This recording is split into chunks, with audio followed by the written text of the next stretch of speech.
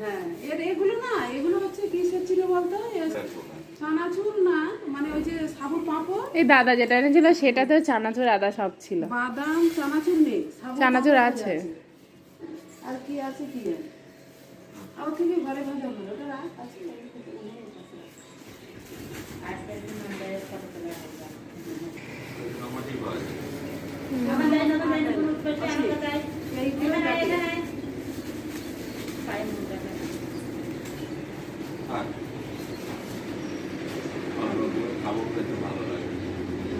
আমি ঘরে যদি সুন্দর করে ভেজে নেবো,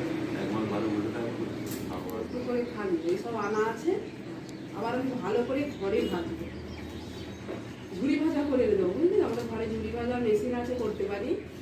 ওটা ওই ছোলার ডালের ঝুড়ি ভাজা খুব ভালো হয়। কি মেশিন? ঝুড়ি ভাজা করার মেশিন। ওটা কি দিলে হয়? কি দাও, ময়দা? ছোলার ডালের বেসন না, বেসন। ও, ছোলার ডালের হয়, মটর ডালের হয়।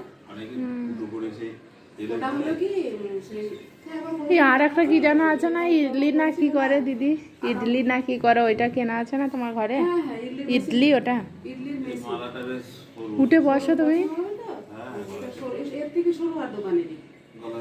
উঠে বসো, আস্তে আস্তে পারবা? সাপোর্ট দেবো না না, চেষ্টা করছি, আরো আস্তে আস্তে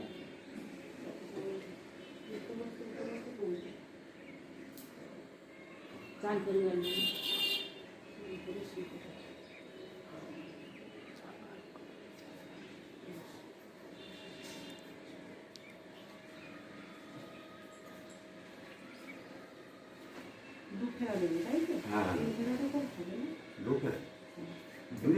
উপর দিয়ে হয়ে যাবে, হয়ে যায় তো।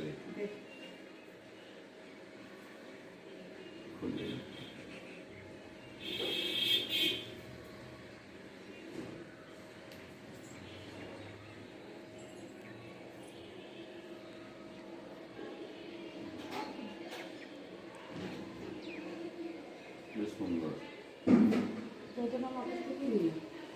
চিড়ে ভাজা তো সেই আগের চিড়ে ভাজা করে আমাদের বিলাস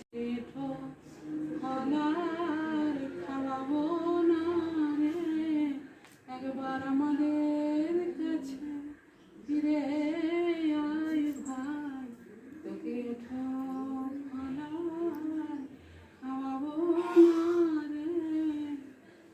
নন্দ পিতা জেলেছে চিতা, প্রাণিতে জীবার তোরে, মাতা নন্দ রানী করে নমনি, ফিরছে দারে দারে। মাতা নন্দ রানী ওরে গোপাল গোপাল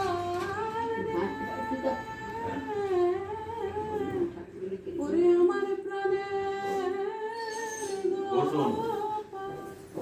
গোপাল রে,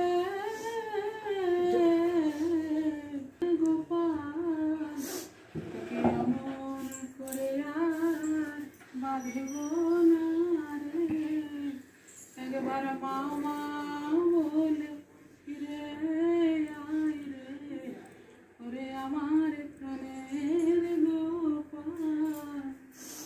আর গোপীরা বলছে, বধূ আমাদের কথা কি আর মনে নাই, পরাণ বধূ একবার কথা হলো।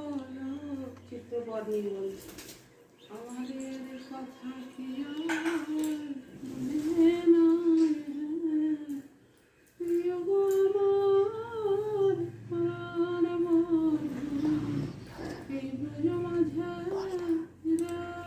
আসে, আমাদের কথা কি আর মনে নাই, প্রাণ বন্ধু একবার কথা হলো।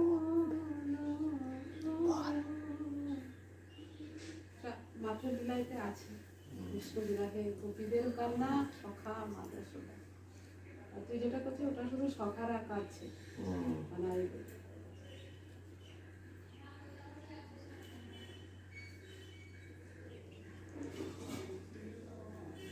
কাঁদছে বধূ কি আর বলিব আমি, বধূ কি আর বলিব আমি, আমার জীবনে মরণে জনমে জনমে প্রাণনাথ হয়ে তুমি, বধূ কি আর বলিব আমি, তোমার চরণে আমার পরাণে বাঁধিল প্রেমের ফাঁসি।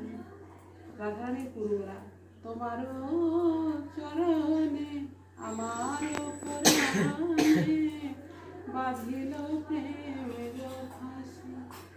সব সমর প্রিয়া এক মন হইয়া, সব সমর প্রিয়া এক মন হইয়া, আমি নিশ্চয় হইলাম দাসী, আমি নিশ্চয় হইলাম দাসী।